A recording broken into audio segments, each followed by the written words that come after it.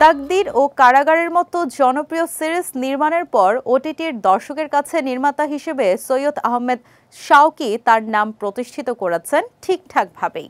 এবার এই নির্মাতা ফিরছেন নতুন সিরিজ নিয়ে।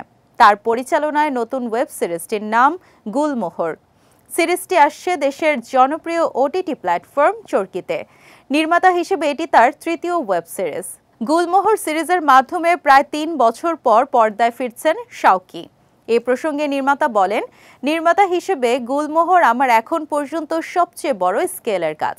এমন একটা ফিকশনের জন্য সময়টা দরকার ছিল। নতুন সিরিজটি নিয়ে শাওকী আরও বলেন, আগের ২ সিরিজ দেখে দর্শকের যে প্রত্যাশা সেগুলো মাথায় রাখিনি। ওসব মাথায় রাখলে আবার আগের কাজের পুনরাবৃত্তি হবার সম্ভাবনা থাকে।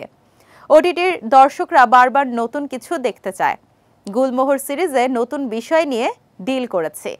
কেমন গল্প নিয়ে ফিরবেন শাওকী, এমন প্রশ্ন ছিল দর্শকদের। শাওকীর সহজ উত্তর, এখন তো ডার্ক মিস্ট্রি টাইপ কাজ বেশি হচ্ছে, তাই আমি চেয়েছিলাম একটা ফ্যামিলি মিস্ট্রির গল্প বলতে। শাওকীর সঙ্গে সিরিজটির গল্প, চিত্রনাট্য ও সংলাপ লিখেছেন মারুফ প্রতীক। নির্মাতা আরও বলেন, পরিবারের চেনা একটা পরিস্থিতি রয়েছে গল্পে, কিন্তু এর সঙ্গে রহস্য, সন্দেহ ও রাজনীতি জড়িয়ে গল্পটি এগিয়ে গেছে।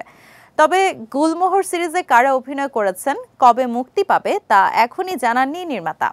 চরকির সঙ্গে এর আগে প্রোডাকশন ডিজাইনার, এক্সিকিউটিভ প্রোডিউসার হিসেবে কাজ করেছেন শাওকী। নির্মাতা হিসেবে কাজের অভিজ্ঞতায় অল্প হলেও আছে নতুন কিছু। জানা গেছে, এ সিরিজে জ্যেষ্ঠ এবং নবীন শিল্পীরা অভিনয় করেছেন। তাদের নাম এবং মুক্তির তারিখ জানানো হবে শীঘ্রই।